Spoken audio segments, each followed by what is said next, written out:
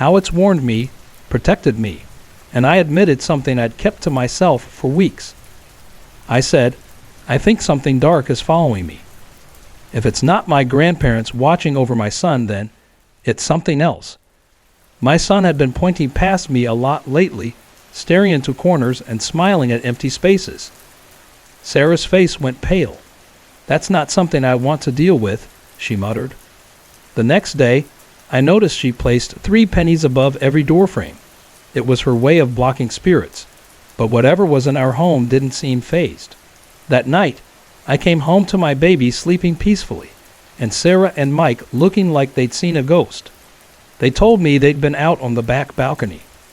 Sarah was sitting down, Mike standing by the sliding glass door looking into the kitchen. That's when it happened. A loud crash echoed from inside. Mike saw it with his own eyes. The dish rack on the kitchen counter slid several inches and slammed into the sink. They tried recreating it, checked the counter, tested for water or tilt. Nothing. It shouldn't have moved. We let it go. Maybe nerves, maybe something explainable. But the next morning, Sarah woke me up, shaking. "Shauna," she whispered, "I have no idea what's going on. Last night, after we turned off the lights, something threw something across the room." She felt the air shift, heard it hit the wall. When we checked, a flashlight was sitting on the carpet near the corner. She couldn't swear it was what flew, but she knew something had. A few nights later, Mike and I stayed up watching the dead files. Out of nowhere, he turned to me dead serious. "There's something in this place," he said, "and Sarah hasn't told you everything because she's scared." He leaned in. "One day when I was watching Curtis, your dog Lily started acting weird. She was playing 1 second, then suddenly bolted down the hallway. Stopped cold at your bedroom door. Then she just cowered, like she was about to get in trouble." He looked shaken. "You know that guilty look she gives you? That's what she did, and she wouldn't go near that room the rest of the night." I didn't say anything. I didn't have to. I knew something was there. Curtis had been watching something none of us could see. I could feel it sometimes, just standing over me, like someone was in the room, watching, waiting. It made my skin crawl. I'd feel lightheaded, like I might pass out or vomit. And Lily, she refused to sleep in my room. I had to physically drag her in. Mike's voice dropped. "Shauna, I don't scare easy, but Sarah's closet, that thing freaks me out." He wouldn't say more. He didn't have to. The other night, I found myself frozen in place, just waiting for my roommate to turn on the light. I couldn't move, couldn't even look. Whatever this is, it's still hiding in the shadows, but it's definitely here. And deep down, I know it's only beginning. My roommate and I, we've started piecing things together, trying to get ahead of whatever this is before it gets worse. You see, this all really started a couple of years ago when my niece, Emily, moved into an old house on the edge of Silver Springs, Oregon. Emily had just gone through a tough breakup.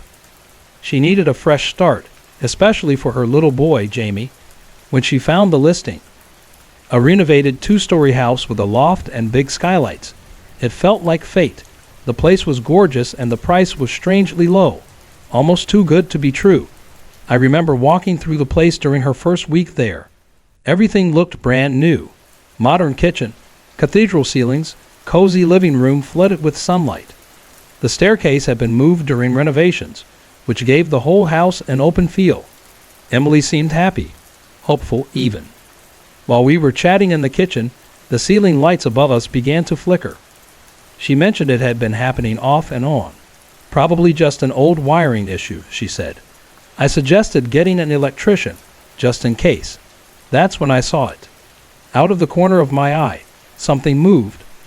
At first, I thought it was just my imagination, but when I glanced toward the spot again, I saw legs, just from the knees down. Stepping down what looked like invisible stairs. Not an illusion, not a trick of the light. It was as if the house remembered the old staircase. I tried looking directly at it, but the figure vanished. Only in my peripheral vision could I catch a glimpse. Emily caught me glancing toward the same spot over and over. When she asked what was going on, I hesitated, then told her. Her face went pale. That was exactly where the original staircase had been, before the remodel. Later, the electrician found nothing wrong with the lights. No short, no faulty wiring. Then the footsteps started. Emily's dad was the first to hear them, coming up the back steps late at night. Always 3 slow footsteps, then silence. Sometimes there'd be a soft knock at the door, but when we opened it, nothing. No one there. It happened so often that it became part of the house's background noise. Familiar, unsettling, but never threatening. We all heard it, me, Emily, her mom. None of us felt scared, at least not yet. Then came Jamie's imaginary friend. He was 2 when he started talking about someone he called my guy. At first, Emily thought it was sweet. Every toddler invents a friend, right? But then things got strange. One day, they were heading down the steep loft stairs when Jamie suddenly stopped and said, "Wait, Mom. My guy's coming too." Emily paused, smiled, and asked, "Oh yeah? What does your guy look like?" Without blinking, Jamie replied, "He's not little. He's a man." That chilled her. She told me later, trying to laugh it off, but I could see the unease behind her eyes. It got weirder. During a visit to a friend's house, Jamie paused on the staircase again. "Wait for my guy," he said. Emily, half joking, asked, "Is he coming with us?" Jamie turned toward the empty hallway, paused, then said, "He says he can't.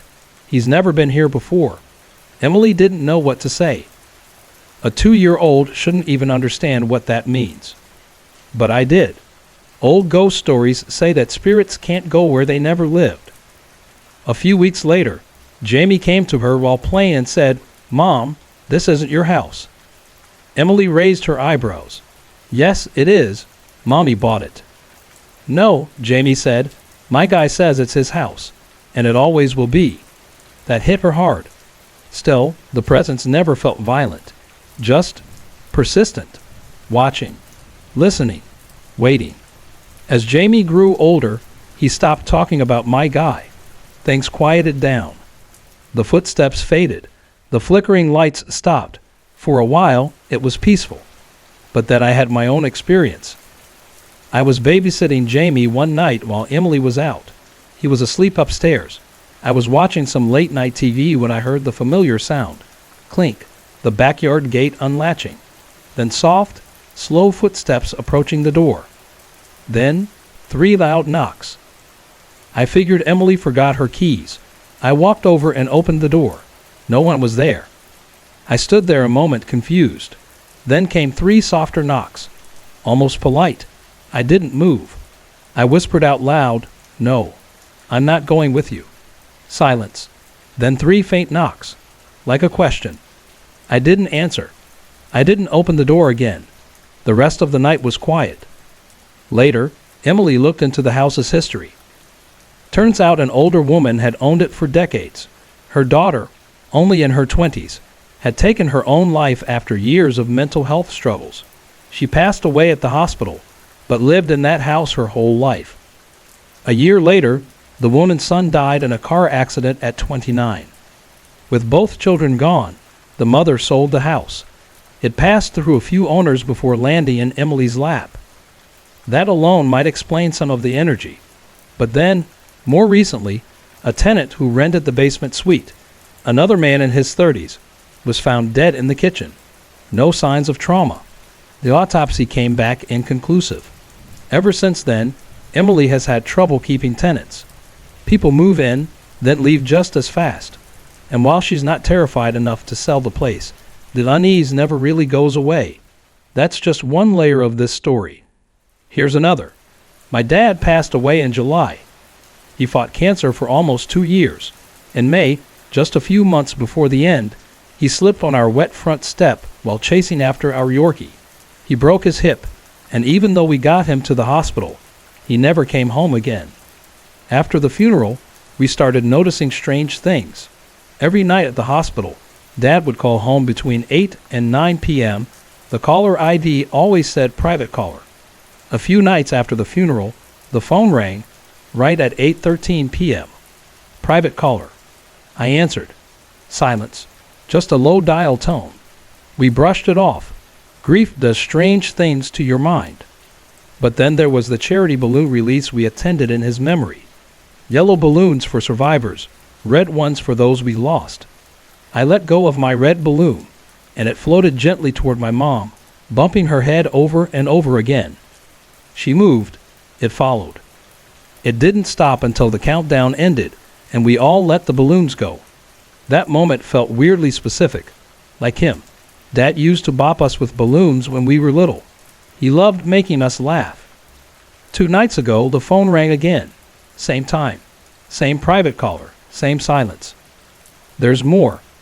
When Mom drives my car, the one Dad used to ride in, the back door sometimes pops open on its own. No explanation. No warning. And always between 8 and 9 p.m., that was his favorite seat. He said it was more comfortable on his back. And the dogs? Our little Yorkie barks randomly, but our Labrador mix, Daisy, has started barking at nothing, always around the same time each night. But it's not her angry bark. It's her happy bark, the one she used to use when Dad came home from treatment. Even now, as I sit here typing all of this, I feel it. A cold, tingling awareness crawling up my spine. There are things we'll never fully understand. Some presences stay behind, not out of malice, but because love, grief, and memory hold them here. And sometimes, if you listen closely enough, they're still with you. Sorry to interrupt. If you're enjoying the story, let me know in the comments and tell me where you're watching from. Don't forget to like and subscribe for more.